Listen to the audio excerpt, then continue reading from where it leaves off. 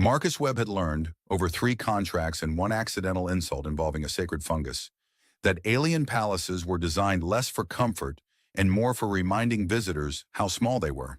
The palace of Naira's people was no exception. Its corridors curved gently upward, as if gravity itself had been politely asked to behave differently here.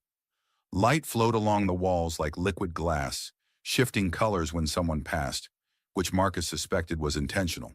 It made you feel watched without anyone actually staring. He adjusted the collar of his jacket and reminded himself, not for the first time, that he was here to fix energy converters, not to admire architecture or panic about diplomatic incidents that had not yet happened. Routine consultations, they had said. Routine in alien terms apparently meant walking past a fountain that whispered your name in 3 languages you did not speak. The court opened before him in a vast chamber where the air felt warmer, heavier, as if history itself had weight. Courtiers stood in loose formations, their clothing shimmering with embedded circuitry that pulsed softly in time with the palace's heartbeat. At the far end, on a raised platform, grown rather than built, sat Queen Neera. She looked at first glance like a human woman dressed in elegance and restraint. Only her long ears, sweeping back in smooth arcs from her temples, marked her as something other. They were held upright now, perfectly still, the posture of someone trained to reveal nothing. Beside the throne, swinging her legs with a total lack of interest in dignity, was Lyra. Marcus noticed the child immediately, mostly because children were universally dangerous in formal settings. Lyra appeared to be about 7 by human standards, her expression open and curious, her ears far less disciplined than her mother's, twitching as she looked around. Her gaze locked onto Marcus with unsettling intensity, as if she had found something she'd misplaced and was delighted to see it again. Marcus gave a small, polite nod in her direction, then realized he had no idea what the appropriate protocol was for acknowledging an alien princess who looked like she might ask you uncomfortable questions about your shoes. "Engineer Marcus Webb," a herald announced, voice amplified by unseen resonators. "Consultant of human origin." Human origin sounded like a medical condition. Marcus stepped forward, boots clicking a little too loudly. He bowed, not too deeply he hoped, and prepared himself for the usual exchange. Technical jargon, ceremonial gratitude, subtle reminders that blowing up the power grid would be frowned upon. Before he could speak, Lyra leaned forward. "That's him," she said brightly. The sound carried. Perfect acoustics were another palace feature Marcus disliked. Neera's eyes flicked sideways for just a fraction of a second. "Lyra," she said calmly, which meant danger in most parental dialects. The child ignored her. "Mom, that's the man whose picture you keep in your pocket." The chamber did something strange then. It did not erupt. It did not fall silent. Instead, it hesitated, like a system buffering before a catastrophic error. Marcus felt his brain attempt several explanations at once and reject all of them. He briefly wondered if he had been unknowingly cloned and distributed as royal memorabilia. Neera's composure cracked. Not dramatically, nothing so crude, but her ears flushed a deeper shade, a subtle bloom of color that spread before she could stop it. "Lyra," she said again, lower now, urgent. "Be quiet." Lyra frowned, genuinely puzzled. "Why? You said it was important." A ripple moved through the court. Not quite laughter, not quite shock. Whispers ignited, passing from one cluster of courtiers to another with impressive speed. Marcus caught fragments. Human, image, pocket, security breach, scandal. One tall advisor looked at Marcus as if estimating how difficult he would be to quietly remove from existence.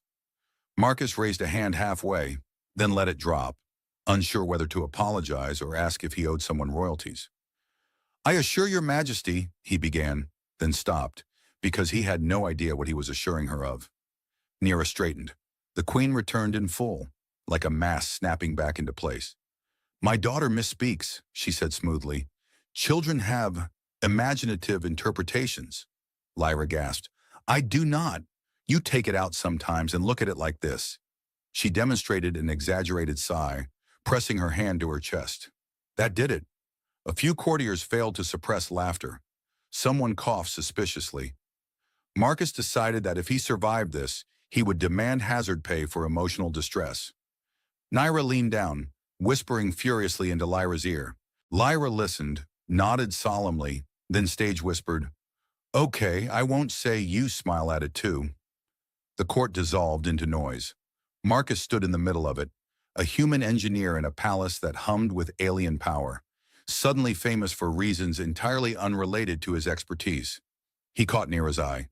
For an instant, the queen looked at him not as a ruler or a symbol, but as a woman who had been unexpectedly exposed by the smallest, most honest voice in the room. And for reasons he could not explain, Marcus smiled back, small and awkward, as if this were just another system malfunction. Surprising, inconvenient, and maybe with enough patience, fixable. By the time Marcus was escorted out of the court, the palace had developed opinions about him. They hovered in the air like static. Doors whispered as he passed. Decorative light panels dimmed and brightened with what he was increasingly certain was gossip.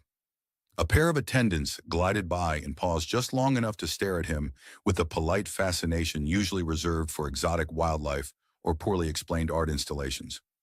Marcus kept walking, hands clasped behind his back in what he hoped was a dignified posture, and not the universal stance of a man trying very hard not to run.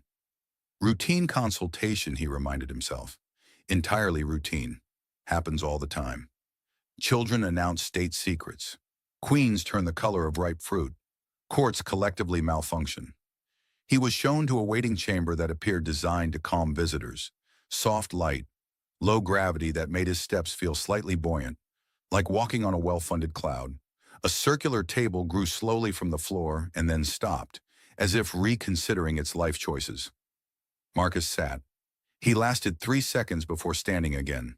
He paced, drifted, overshot a corner due to the gravity miscalibration, apologized to the wall, then sat once more. Somewhere beyond the walls, the court continued buzzing. He could almost hear the rumors mutating, acquiring extra limbs and tragic backstories. Had he met the queen before?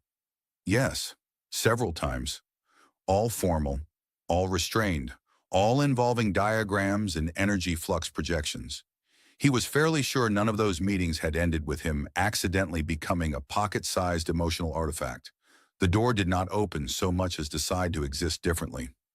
Light folded, sound softened, and Queen Naira stepped into the chamber alone. She was not wearing her crown. That was the first thing Marcus noticed, and the most alarming.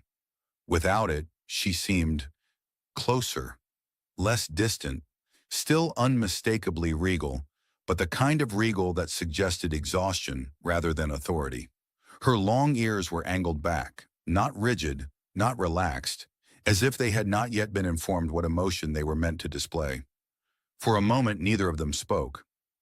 "I assume," Marcus said carefully, "that this is the part where I apologize for something I don't remember doing."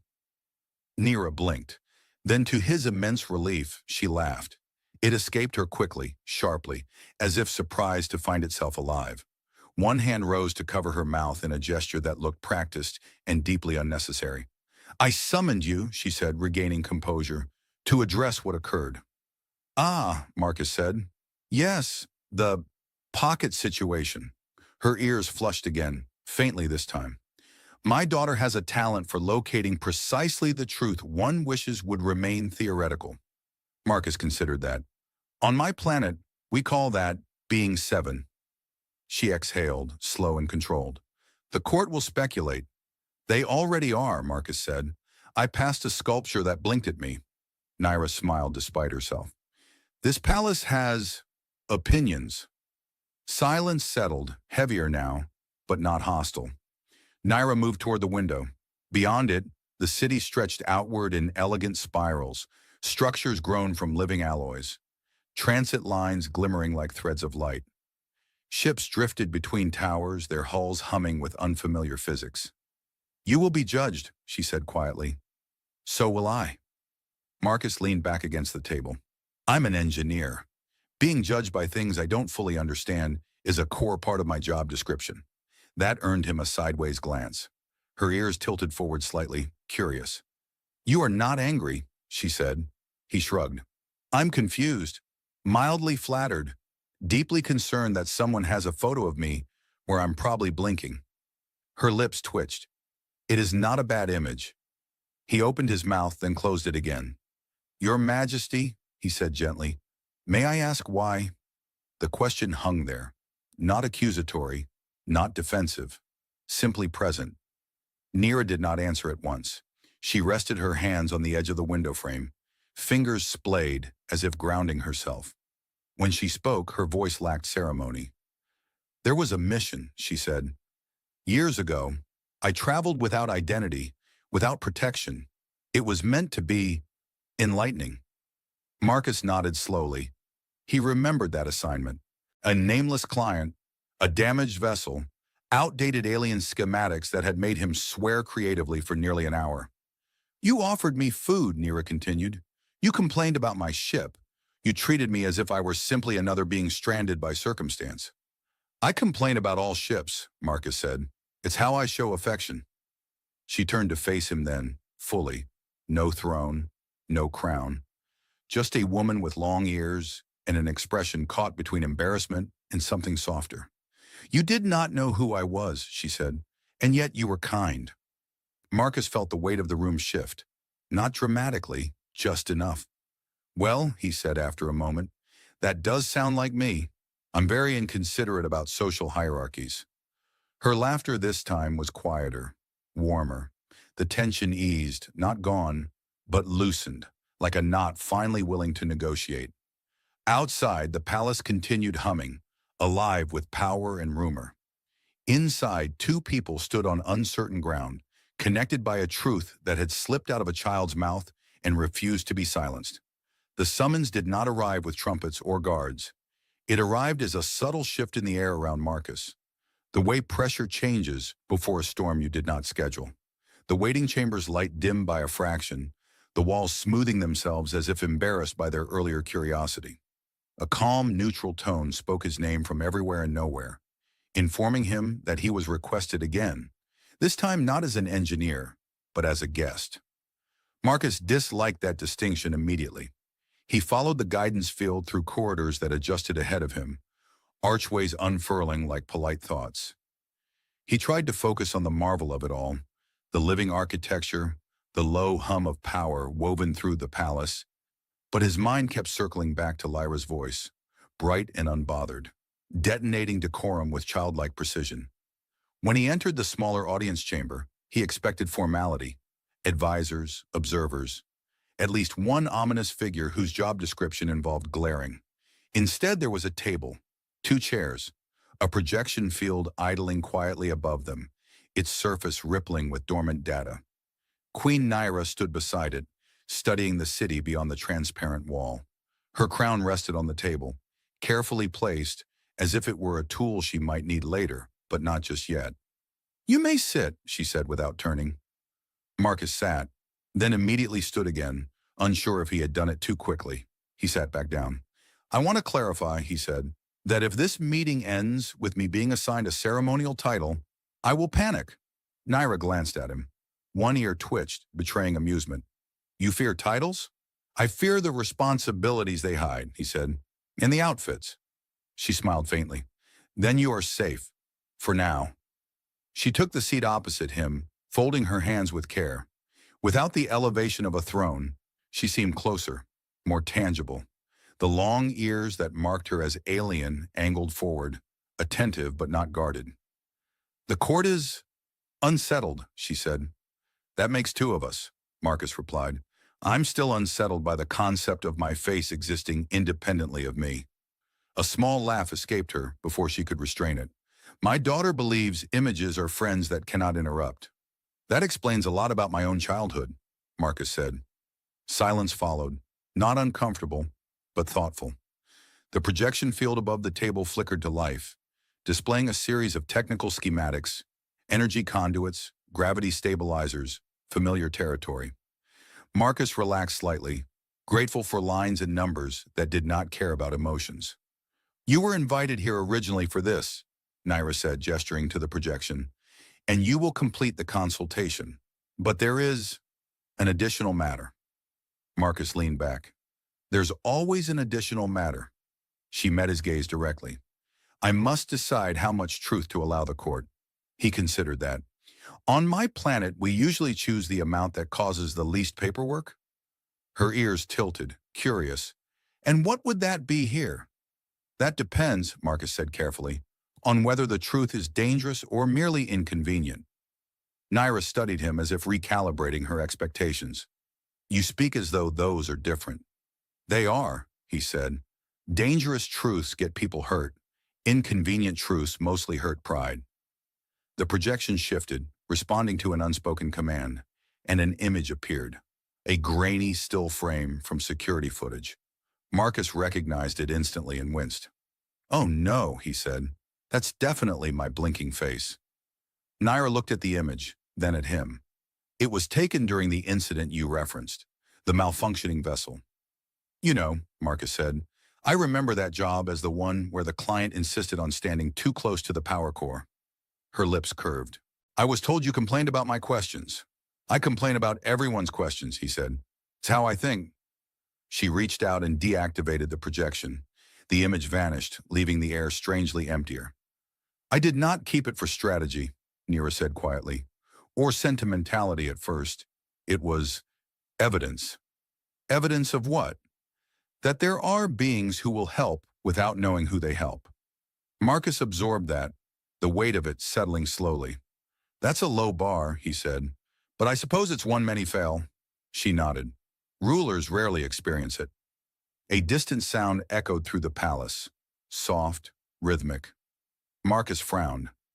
Is the building humming at us?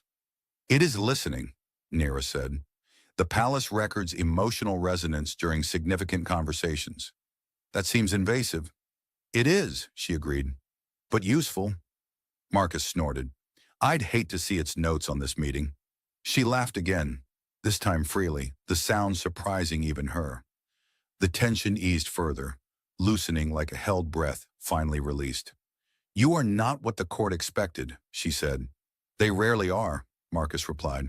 I once got hired because someone misread my resume upside down. Nira regarded him with something like relief. Lyra speaks without fear. She does not yet understand why that frightens others. She understands something else, Marcus said. That truth doesn't always need permission. Nira's ears lowered slightly, thoughtful. Perhaps that is why this troubles me. Outside, ships passed silently, their lights tracing patterns across the city's skin. Inside, the Queen and the engineer sat with the quiet recognition that something had shifted. Not dramatically, not irreversibly, but enough to change the equations. For now, Naira said at last, we will return to the work you were summoned for. Stability, power, systems that behave. Marcus smiled. Those I understand. And the rest, she asked. He shrugged. We'll troubleshoot as we go. She inclined her head, a gesture not of command, but of agreement. The palace hummed softly around them, recording, remembering, as two unlikely variables began to redefine the system they now shared. The palace adjusted to Marcus in subtle ways after that. He noticed it first when the corridors stopped whispering his name, then when the light panels no longer flickered with barely disguised curiosity as he passed. It was as if the structure itself had decided he was no longer an anomaly, merely a tolerated irregularity. Marcus took this as a personal victory. His work resumed in earnest. Energy conduits that bent space-time just enough to make elevators unnecessary. Stabilizers that prevented the city from drifting a few centimeters to the left every decade, which, according to the notes, had once caused a minor diplomatic incident involving a neighboring spire and a very offended ambassador. Marcus lost himself in diagnostics, calculations, and the comforting logic of systems that misbehaved for understandable reasons. Queen Naira visited the engineering chamber more often than protocol strictly required. She did not announce herself. She would simply appear at the edge of his peripheral vision, long ears angled differently each time, sometimes attentive, sometimes weary. She asked questions that were sharp and informed, questions that told Marcus she was not pretending to understand for appearance's sake. Occasionally, she asked questions that had nothing to do with engineering at all. Does your world hum like this? She asked once, gesturing to the vibrating lattice of energy fields projected above them. Marcus adjusted a parameter and shrugged. Our buildings mostly creak, Occasionally they leak. It's less dignified. She smiled. It happened more now, small and unguarded, and each time it surprised her as much as it did him. Lyra appeared unpredictably, usually when least convenient. She perched on railings that should not have supported her weight and watched Marcus work with intense concentration. "You talk to machine," she observed. "I negotiate," Marcus corrected. "They don't listen unless you're polite." Lyra nodded solemnly. "Mom talks to the palace. It listens to her feelings." Marcus glanced at Naira. "That sounds exhausting." "It is," Naira said without hesitation. The tension in the court, however, did not dissolve so easily. Advisors watched Marcus with measured expressions. Some treated him as a curiosity, others as a liability. One particularly severe official, whose ears never moved at all, which Marcus found deeply unsettling, requested multiple reports on human behavioral unpredictability. Marcus wrote them honestly. It did not help. Rumors adapted, as rumors do. Some claimed Marcus was influencing the queen through subtle human pheromones. Others insisted he was an unwitting conduit for foreign intelligence. Marcus overheard one whispered theory suggesting he was Lyra's secret tutor in emotional rebellion, which he found flattering but inaccurate. Naira addressed none of it directly. Instead, she invited Marcus to walk with her through the upper gardens, where gravity was deliberately misaligned to encourage contemplation. Plants floated in slow orbits, their leaves glowing softly, responding to neural impulses from the palace core. The air tasted faintly metallic, charged with energy and memory. "This is where I think," Naira said. Marcus drifted slightly too high and flailed before stabilizing himself. "I would think about not floating into space." She laughed, genuine and unrestrained. Her ears angled outward, relaxed in a way he had not seen before. They spoke of small things at first, her daughter's questions, his disastrous first attempt at alien cuisine, the time Nira had signed a trade agreement while half asleep and accidentally promised 3 moons worth of ice. Then the conversation shifted, as conversations do when silence becomes comfortable. "I am expected to be consistent," Nira said quietly. "Predictable, immutable." Marcus nodded. "Machines get that too. They break when you pretend they don't change." She considered him.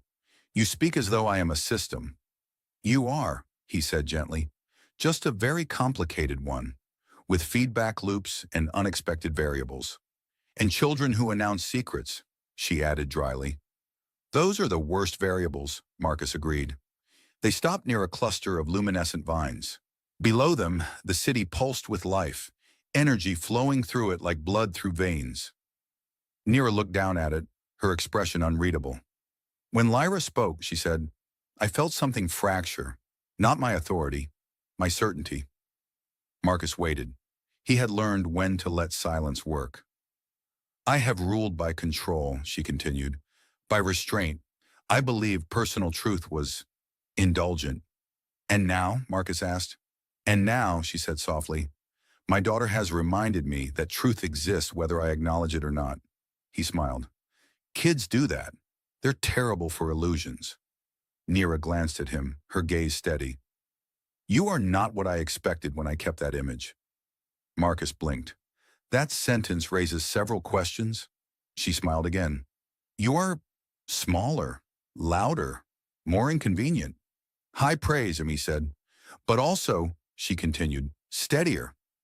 They stood there, suspended between gravity fields and unspoken possibilities. Below them, the palace hummed, recording emotional resonance, cataloging the moment for reasons neither of them fully understood. Lyra's laughter echoed from somewhere distant, bright and unbothered. Marcus exhaled. "You know," he said, "on my world, when systems change unexpectedly, we don't panic. We document it and see what breaks next." Nira's ears angled forward, intrigued. "And if something breaks beyond repair?" "Then," Marcus said, "we build something better with what we've learned." The queen looked at her city again, then at the human engineer who had wandered into her life through a broken vessel and a child's honesty. The tension did not vanish. It settled instead, reshaping itself into something quieter, more resilient. And somewhere deep within the palace, a system updated its parameters, uncertain of the outcome, but unwilling to ignore the data. The fifth malfunction occurred at dawn, which the palace defined not by a sun, but by a gradual shift in the city's harmonic frequency. Marcus knew this because the lights flickered, gravity hiccuped, and his coffee, synthesized but emotionally important, briefly attempted to escape its container. He stared at the cup. The cup stared back, vibrating. "That's new," Marcus muttered. Moments later, the wall chimed softly, signaling an incoming priority presence.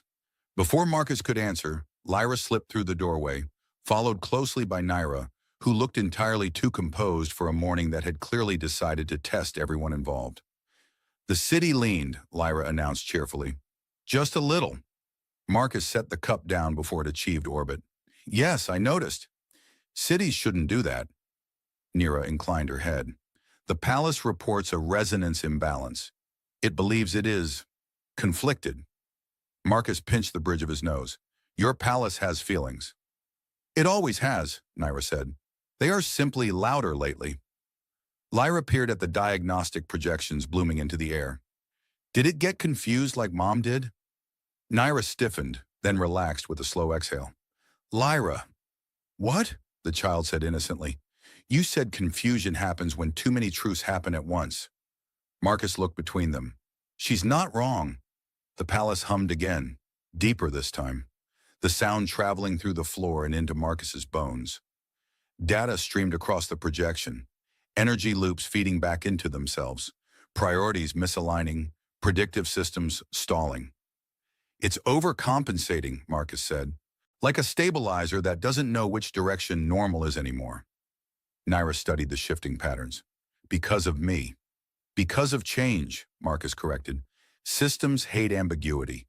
Yours just happens to run an entire civilization." She smiled faintly. "No pressure." They moved together through the palace, following the disturbance toward the central nexus. The corridors adjusted ahead of them, parting like hesitant thoughts. Along the way, courtiers stepped aside, bowing too quickly, glancing too often. The rumors had matured. Marcus caught fragments as they passed. Emotional resonance overload, human contamination, the Queen's distraction. Lyra waved at a cluster of advisors. One waved back before remembering themselves and stiffening. The Nexus chamber pulsed with light and sound, a vast sphere of interwoven energy fields suspended in carefully negotiated gravity. The palace core did not speak in words. It communicated in sensation, pressure, heat, harmonic vibration. Marcus's instrument struggled to translate it into anything useful. "It's trying to reconcile contradictory inputs," he said. "Authority versus authenticity. Stability versus truth." Nira's ears angled downward. "It reflects me." Marcus glanced at her. "Or you reflect it." The core surged suddenly, sending a ripple through the chamber. Lyra laughed, delighted, as her feet lifted briefly off the floor. "I'm flying!" Marcus grabbed her gently and set her back down. "Let's keep reality mostly intact, okay?" Nira stepped closer to the core, her presence calming the outer fluctuations, but intensifying the inner feedback. The palace responded to her, always had. Now it didn't know how. "It listens to you," Marcus said, "but it's hearing two versions." Nira closed her eyes. When she spoke, her voice was quiet. "I was taught to divide myself, queen and woman, symbol and truth. And now those versions are talking at the same time," Marcus said. "The system doesn't know which one to prioritize." Lyra tugged at Naira's hand. "Why can't it listen to both?" Silence followed, not the absence of sound, but the kind that waits. Marcus slowly turned toward the child. "That's actually a solid question." Nira opened her eyes. "The palace was never designed for that." "Then it's a design flaw," Marcus said. "Lucky for us, that's my favorite kind." He moved to the control interface, hands dancing through fields of light, rewriting priority matrices, introducing adaptive loops that allowed for overlap instead of hierarchy. "You're telling the palace it doesn't have to choose," Naira realized. "I'm telling it that identity isn't binary," Marcus said.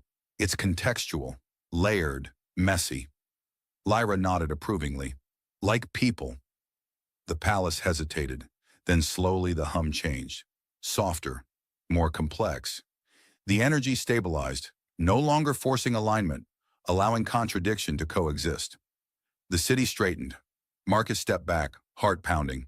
Okay, that should keep it from leaning into another dimension for a while.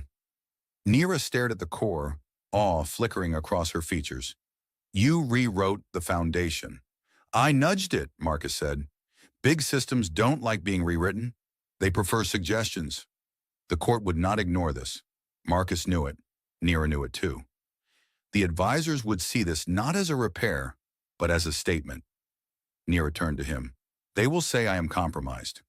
Marcus shrugged. They say that about any system that evolves. Lyra squeezed both their hands. I think the palace feels better. As if in agreement, the core pulsed once, gently, like a heartbeat. Nira looked down at her daughter, then at the human engineer standing beside her amid humming alien technology and quiet revolution. Truth, she said softly, is not always efficient. Marcus smiled. Neither is stability, but both are worth the maintenance. Somewhere deep within the palace, a record updated, not of error or malfunction, but of adaptation. And for the first time since Lyra had spoken her unfiltered truth aloud, the city rested easily in its own skin.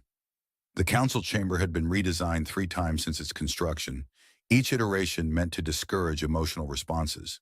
The current version favored clean lines, neutral light, and acoustics that flattened voices into something polite and controllable. It did not succeed. Marcus stood at the center of it, hands clasped behind his back, doing his best impression of a man who belonged there. Around him, advisors formed a wide arc, their long ears angled in careful configurations that suggested concern, suspicion, and the kind of restrained irritation usually reserved for persistent software bugs. Queen Nira sat elevated, crown restored, posture impeccable. Only Marcus, who had learned to read the subtleties, noticed how her ears moved more than usual, adjusting constantly, as if recalibrating in real time. This council, one advisor began, voice smooth and sharp-edged, has reviewed the recent instability event. Marcus resisted the urge to say which one. The palace core was altered, another continued, without formal authorization. Marcus raised a hand halfway.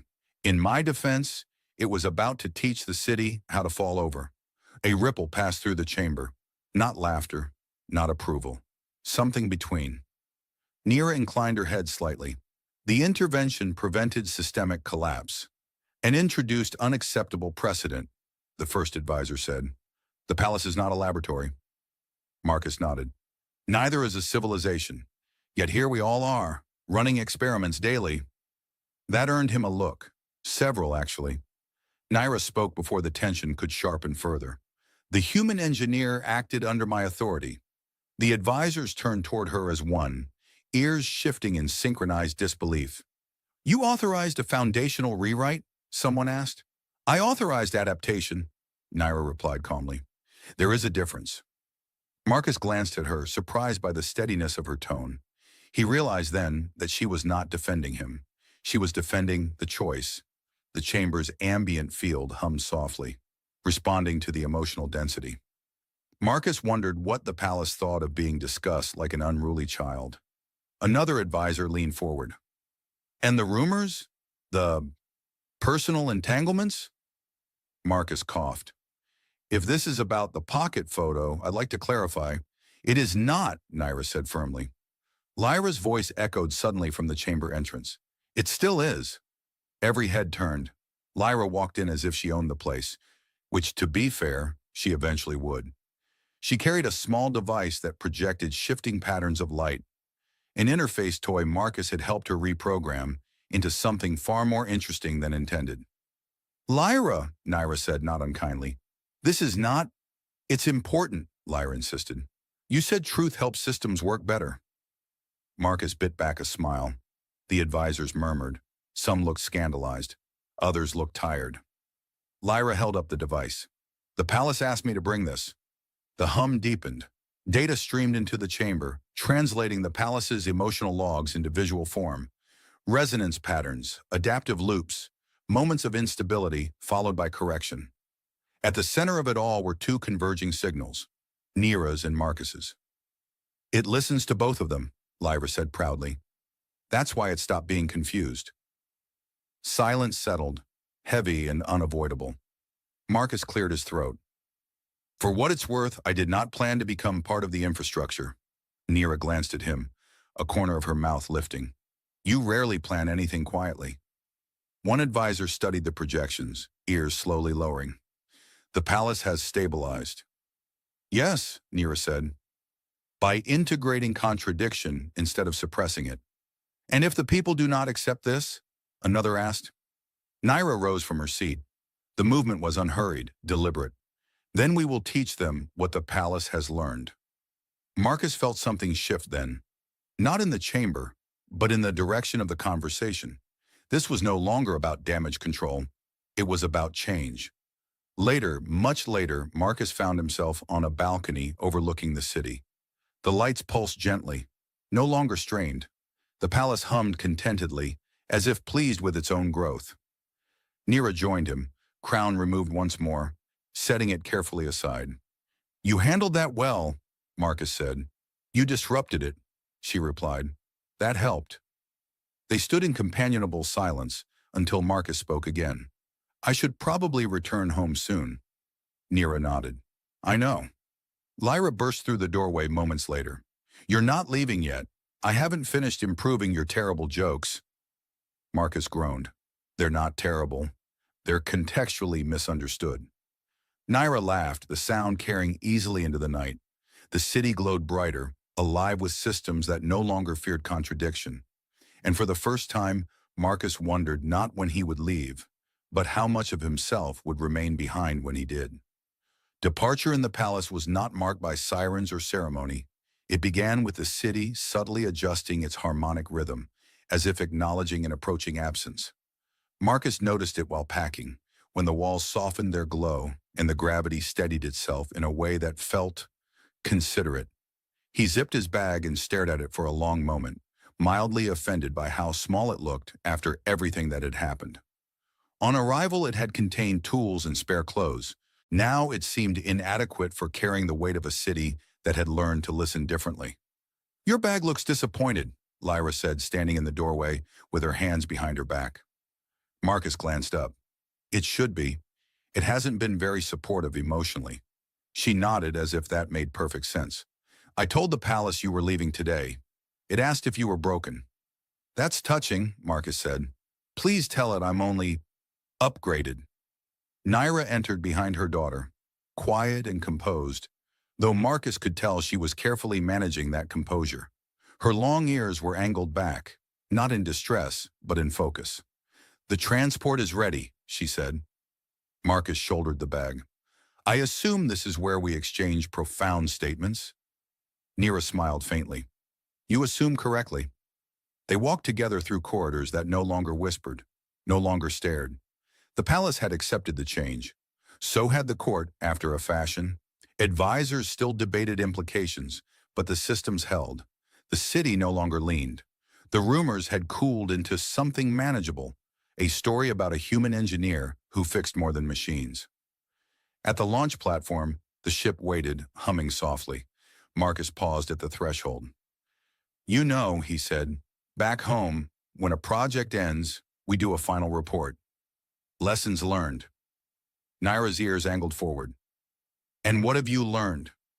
That systems work better when you stop pretending they're simple, he said, and that kids are terrifyingly effective change agents. Lyra grinned. I accept this responsibility. Nira reached into her pocket. Marcus felt the moment before he saw it. She did not show him the image. She did not need to. I will not carry it anymore, she said quietly.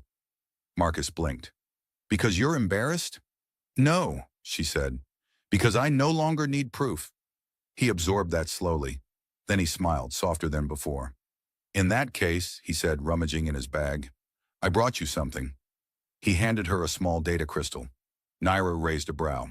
Another image? A new one, Marcus said.